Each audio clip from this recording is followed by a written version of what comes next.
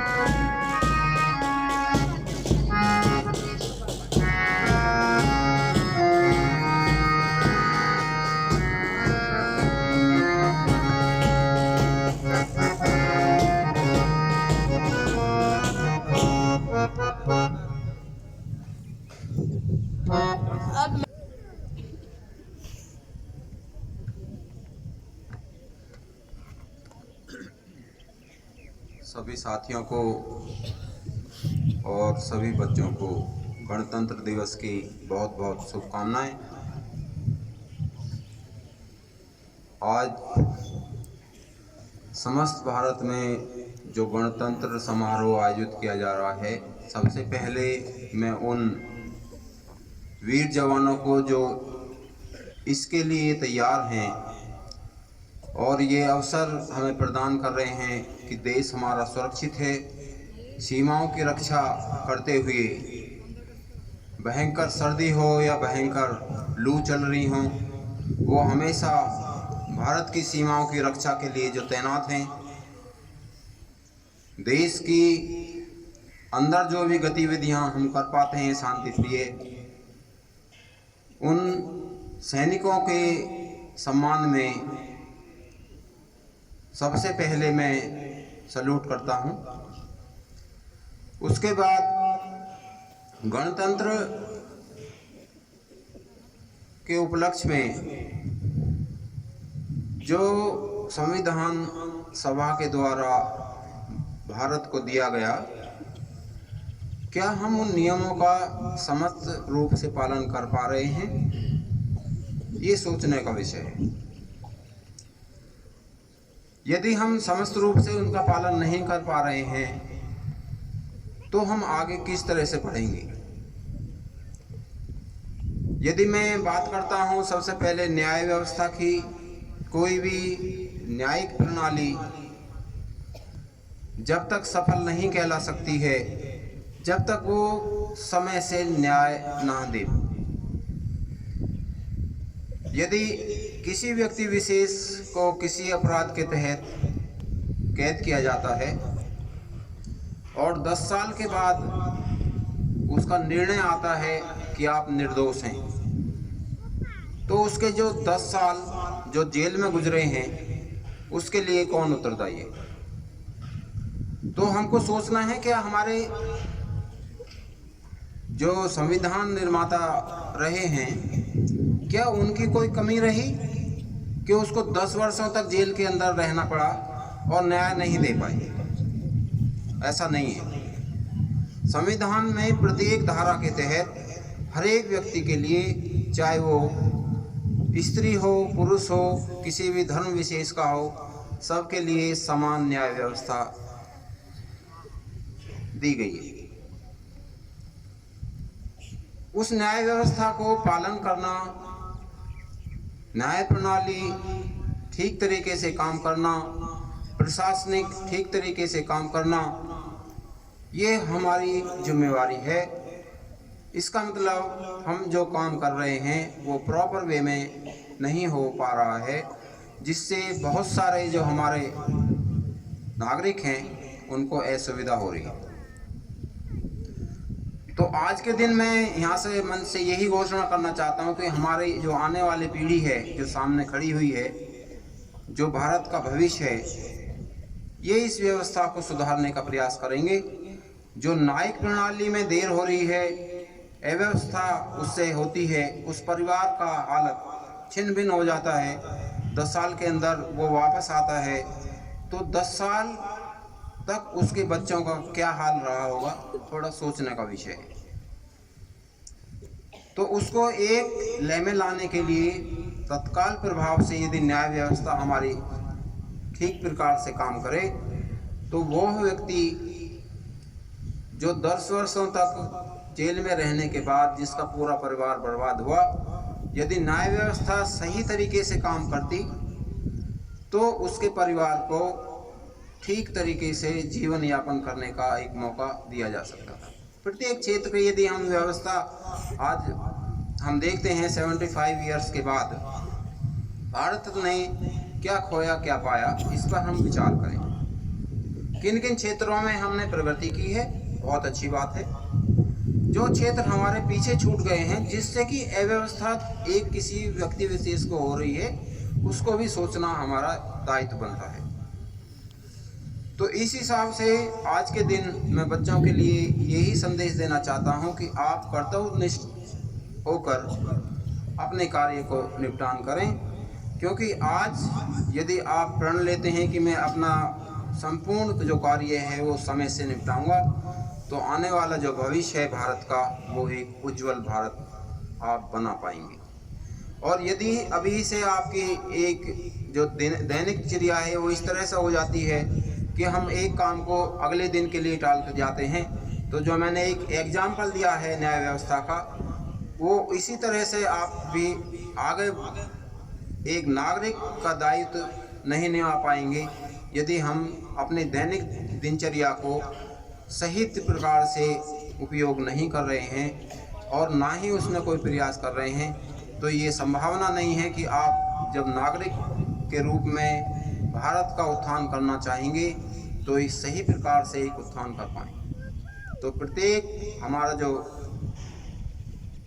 नवयुवक जिससे हम उम्मीद लगाए हुए हैं, वो अपनी दैनिक चर्या को इस तरह से व्यवस्थित करे कि जिससे भविष्य में जो कमियां भारत में शेष रह गई हैं उनको पूरा किया जा सके।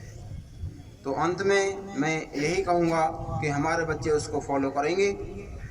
जो 5 साल की प्रगति में नवोदय विद्यालय अम्बाला की देख रहा हूँ, उससे मुझको ये लग रहा है कि बच्चे जो हमारे भविष्य हैं वो अच्छी तरीके से कार्य करेंगे, क्योंकि ये प्रगति की ओर एक संकेत ये दे रहे हैं मुझको कि प्रत्येक वर्ष हमने उन्नति की ओर कदम बढ़ाए हैं। जो सामने टुकड़ियां खड़ी हैं, ये सर्वोच्च प्रदर्शन मैं कह सकता हूं इन 5 सालों का जो मैंने अम्बाला में आते हुए देखा है। तो इन बच्चों के लिए जरा जोरदार तालियां।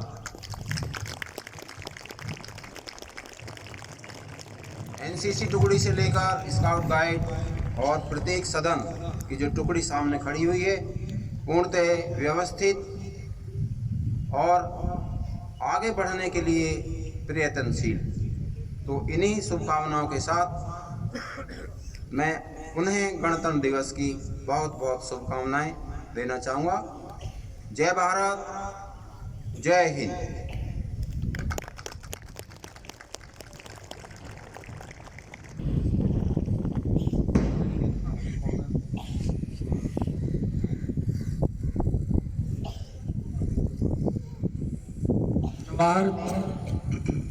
जवाहर नवोदय विद्यालय के छात्र जो कि विद्यालय खेलकूद मैदान में परेड के लिए उपस्थित है। बच्चों में अभी जोश नहीं दिख रहा है। एक बार जोरदार तालियां। आप सबको ये बता दूं कि अभी सियाचिन में -37 डिग्री सेल्सियस टेम्परेचर है और वहाँ पर हमारे सैनिक जो कि सरहद की रक्षा के लिए खड़े हैं।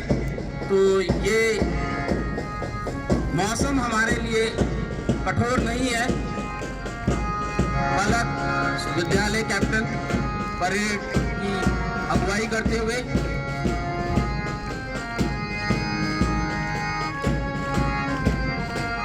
हमारे विद्यालय के मुख्य अतिथि हमारे उप प्राचार्य महोदय परेड की सलामी लेंगे। सबसे पहले एनसीसी की टुकड़ी,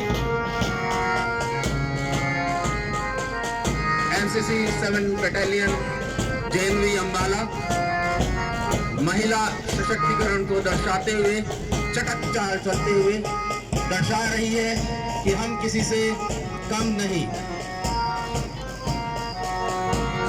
एनसीसी टुकड़ी के कैप्टन अगुवाई करते हुए आयशा, जो कि मुख्य अतिथि के द्वारा सलामी लेते हुए, इसके बाद स्काउट और गाइड गर्ल्स जिसमें स्वाति गर्ल्स कैप्टन और बॉयज की तरफ से मोहित स्काउट और गाइड का नेतृत्व करते हुए, स्काउट और गाइड सेवा भाव के लिए जाना जाता है। इसके बाद अरावली बॉयज आशीष मिश्रा और गर्ल्स कैप्टन शिल्पी।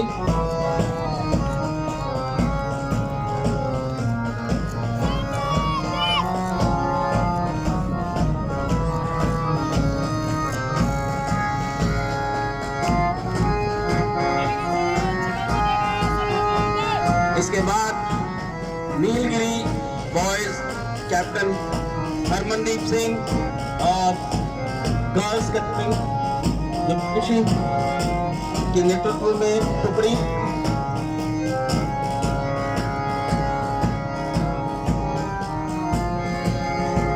विभिन्न हाउसों के जो ध्वज है वो अलग अलग रंगों के द्वारा आपको दिखाए जा रहे हैं, जो कि एक प्रतीक है हमारे नवोदय का। इसके बाद शिवालिक बॉयज टुकड़ी जिसका नेतृत्व कर रहे हैं नितिन सिंह और नताशा।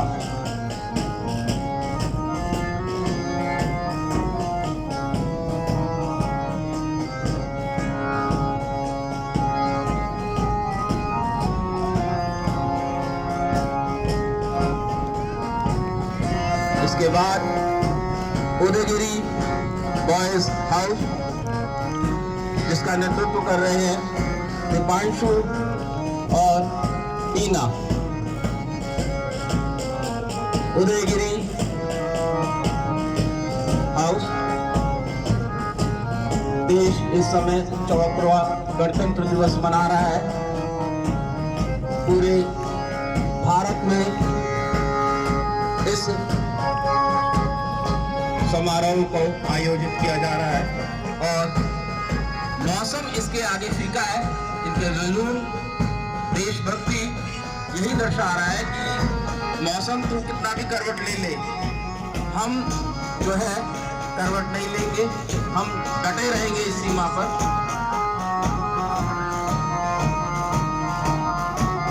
और मैं मुख्य अतिथि वाइस चांसलर को धन्यवाद देता हूं कि वो मंच पर उपस्थित हुए।